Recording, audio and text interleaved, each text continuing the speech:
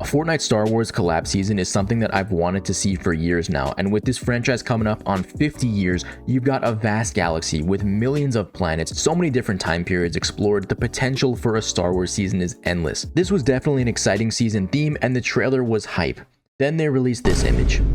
I mean, it's alright, like...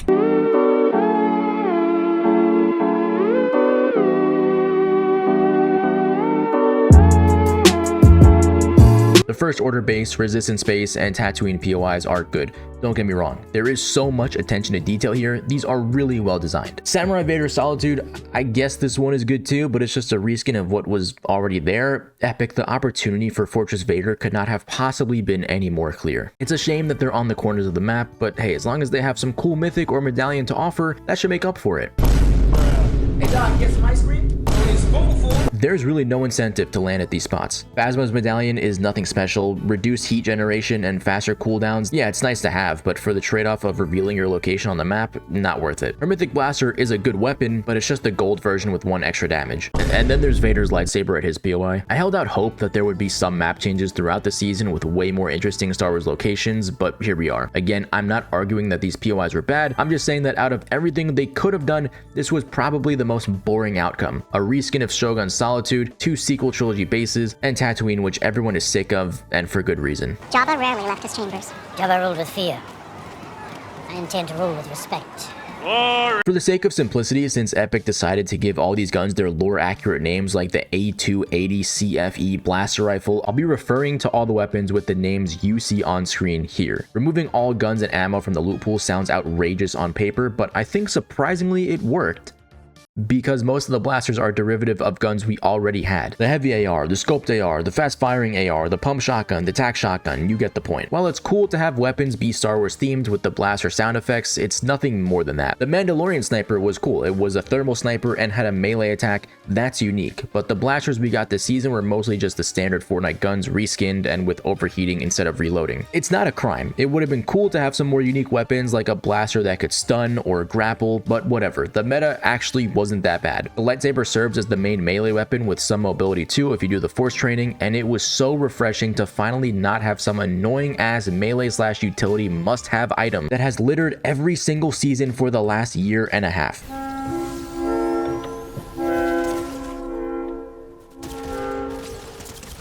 Fuck this shit!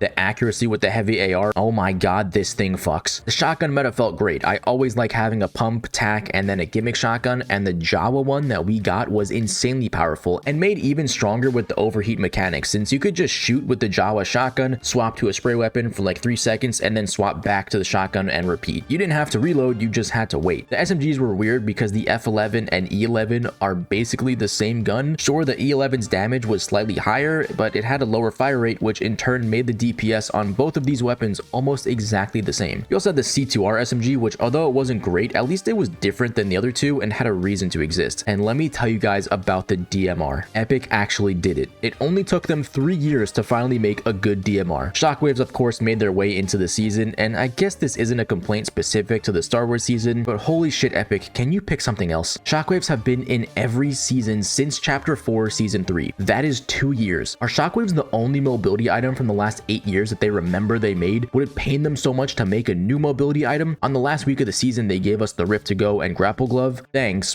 Why wasn't that just in the whole time? But anyway, the loot pool was good. It was intimidating learning all these new Star Wars weapons and their names, and while I would have liked to see more for a special collab season, this was fine. The addition of the vehicles, the TIE Fighters and X-Wings that we got were a little bit controversial. On one hand, if you have someone in your line of sight at a reasonable distance, it's probably a free kill because the damage output is insane. On the other hand, if you're trying to track a player or track another ship or just fly out of a tight space, good luck, because we might already be in another chapter by the time you get this thing to turn, which was intentional. The plane, for example, was much easier to control and at its launch was way more of a problem. So I don't know, I'm kind of mixed when it comes to these. Maybe I would have preferred if they were easier to control and faster to fly with a little less damage, but you could only get these ships by landing at one of the 4 Star Wars POIs and then taking out a boss or something. But that's it for vehicles. We got the 2 that were added at the launch of the the season that have identical stats, by the way, and nothing else. Cars are still in the game, and I don't want to hear that they'll never get removed because they're cosmetic, because guess what? Wraps are cosmetics, and they just didn't work on the blasters, so they were completely unusable in Battle Royale for the entire season. Epic, you had the opportunity to add a land speeder, speeder bikes, pod racers, ATSCs, just literally anything else,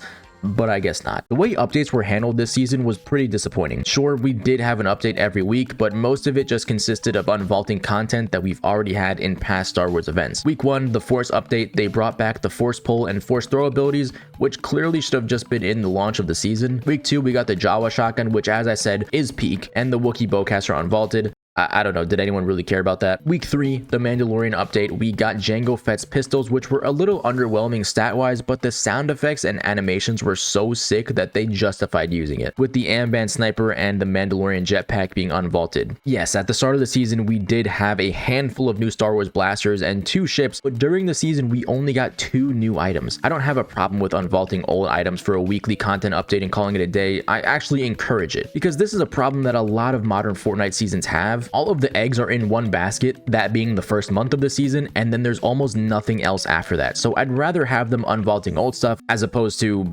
well, nothing. But this is a special 1 month long Star Wars season, so I'd prefer if the updates were mostly new content. The Star Destroyer was really cool and genuinely threatening. For like the first few hours, players can't actually control the path of the Star Destroyer, it just goes in a straight line, so when you see it come up on the map, just move out of the way. And mostly everyone knows this, so if you get to control the Star Destroyer, you're probably just killing bots that would have been free anyway. I can praise Epic for the designs, the sound effects, the visual effects of everything they added this season, especially the Star Destroyer stuff, but it's just not that exciting gameplay wise. Do you think you'll ever attend a Diddy party if you weren't invited? A Diddy party. This will probably go down as one of the most controversial updates in Fortnite history, AI Darth Vader. Darth Vader would join your team after getting force training from him, and you can talk to him and get AI responses using James Earl Jones' Darth Vader voice. And some people thought this was the most hilarious thing ever, and if you didn't like it, you just don't like fun, and others had some big problems. So where do I stand?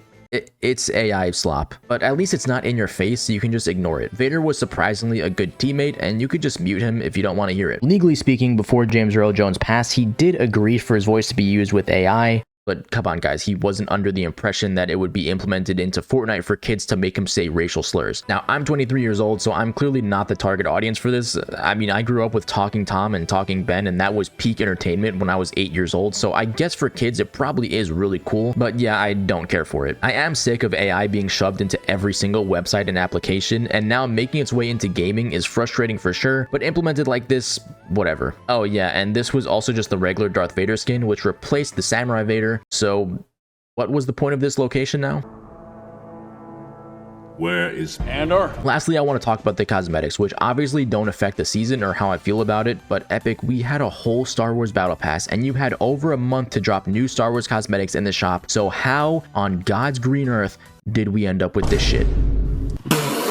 2 mashup skins in the Battle Pass. I actually like the Fortnite collab mashup skins, but we're getting 2 of them in a mini season where the Battle Pass only has 5 slots. That's 40% of the Battle Pass being mashups. General Grievous with a Kaleesh warrior version of him. Are you kidding me? I would have liked a style for him based off of his 2003 appearance too, but I'll take this. Mandalorian warrior is peak. I do wish there was a little bit more customization, like the color of the clothing that he's wearing, but either way, this is one of, if not the best customizable skin we've ever had. We got 5 Star Wars item shop skins this season. Besides the Mandalorian, it's mind-blowing that these were chosen over other characters. Could you imagine a Clone Wars bundle with General Kenobi, General Skywalker, and Ahsoka? Even though we got the customizable Mandalorian, it would have been nice to have Bo-Katan, Jango Fett, a classic Boba Fett, or maybe even one of Maul's Mandalorians. Cal Kestis, Count Dooku, Donald Glover's Lando, Thrawn, Jyn Erso, Andor alone couldn't have been any more obvious. Season 2 was premiering while this season dropped, and if we ever do end up getting those skins down the line, make sure to use code Tedesco in the item shop, by the way. But instead of those, we got 2 separate Jar Jar skins and another Rey skin. And I'm not even gonna bother talking about lightsaber pickaxes. It's never happening. If you want my opinion on this Star Wars season, at face value, I enjoyed it.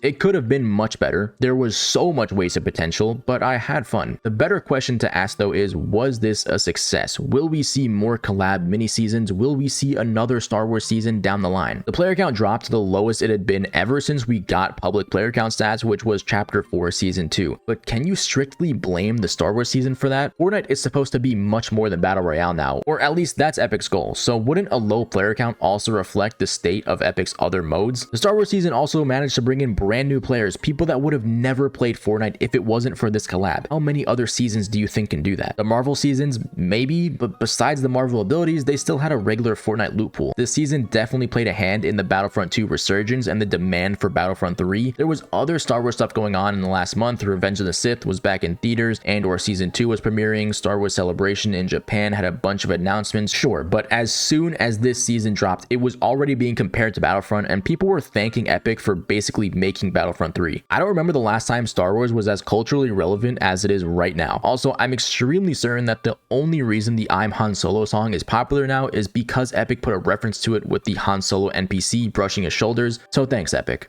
Oh my god, he's doing the thing! He's doing the thing! It may have not been the best Star Wars season we could have gotten, but it brought back I'm Han Solo, so 8 out of 10.